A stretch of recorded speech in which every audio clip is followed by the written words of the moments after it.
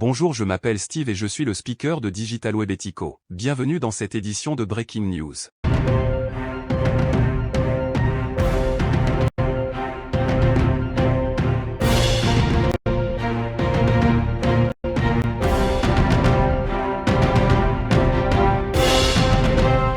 Le président de la République doit s'entretenir avec Bruno Le Maire ce vendredi soir, quelques jours après que Clément Beaune est allé faire acte de contrition auprès d'Alexis Kohler. Après avoir examiné l'hypothèse d'une nomination de Richard Ferrand à Matignon, Emmanuel Macron a convenu avec l'intéressé de ne pas donner suite.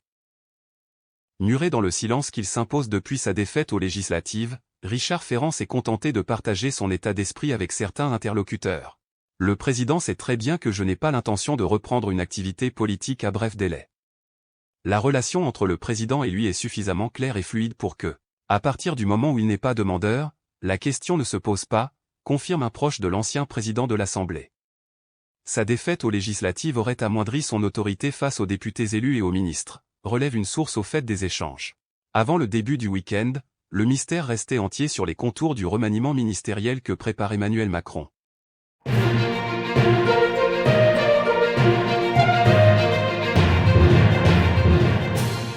Un avion de l'Alaska Airlines a dû se poser en urgence, vendredi 5 janvier, en raison d'un problème technique. Le hublot de l'appareil s'est envolé après le décollage. Les 177 passagers du vol 1282 de l'Alaska Airlines ont dû avoir la peur de leur vie. Leur avion a dû effectuer un atterrissage d'urgence, vendredi 5 janvier 2024, dans l'Oregon aux États-Unis. Des passagers ont signalé que le panneau d'un hublot s'était envolé après le décollage, a annoncé la compagnie. Une partie de son fuselage a également été arrachée, comme le montrent les images diffusées sur les réseaux sociaux.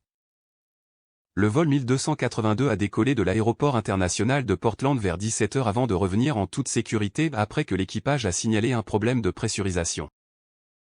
A déclaré sur le réseau social X l'administration fédérale de l'aviation. Bonjour, ici Julie Pereira pour Digital Web Ethico. Je vous confirme qu'il n'y a aucune victime dans cet atterrissage un peu compliqué, c'est le moins qu'on puisse dire.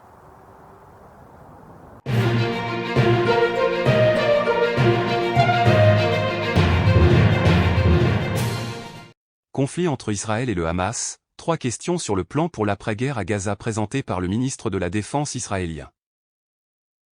Yoav Gallant a dévoilé jeudi soir son plan selon lequel il n'y aura ni Hamas ni administration civile israélienne en place dans le territoire palestinien au terme des combats. Le ministre de la Défense israélien, Yoav Gallant, a présenté pour la première fois, jeudi 4 janvier, un plan pour l'après-guerre à Gaza.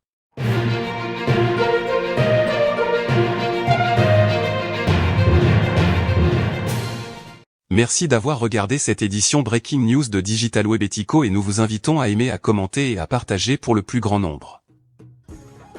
Vous pouvez trouver toutes les informations sur Digital Web Ethico dans la description ou dans le premier commentaire épinglé. Bonne journée à tous et à toutes, c'était Steve pour Digital Web Ethico.